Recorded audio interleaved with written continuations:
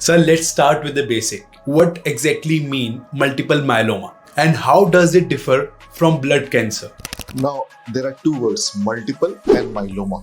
You understand multiple, how it was being diagnosed initially. So previously, it was like multiple places the bone was involved and the marrow had a lot of plasma cells, and the x-rays done shows multiple spots in it. So the term came multiple myeloma. Now, over a period of time, we have learned this disease to a molecular level.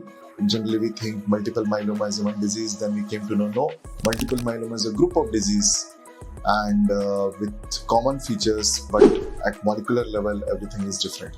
So I'll give you an example. Somebody's hemoglobin is low and he's being evaluated by physician for what is the cause of hemoglobin being low for this patient. And on further evaluation, when a bone marrow is being done and the bone marrow is found to have increased plasma cells, and the diagnosis of multiple myeloma is made on further blood tests.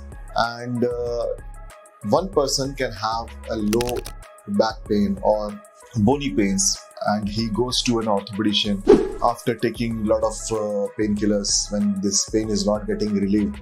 It's common practice, and orthopedician also initially on diagnosis may not be like have a first hand diagnosis of myeloma. He may ask some x-rays, some blood test, and if it is normal, then it may get delayed. The diagnosis gets further delayed. But if x-rays or the blood test shows low hemoglobin and the x-ray shows these any spots, fractures, mild compression fractures, then things can be pretty fast.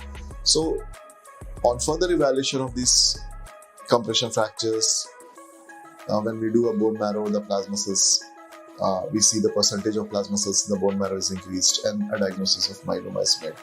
The third is a person can have a creatinine being high and over a period of time to a point that he start requiring dialysis, and further evaluation or maybe before dialysis when he reaches a nephrologist and to know what's the cause of this increased creatinine, his evaluation is done and a diagnosis of multiple myeloma is made.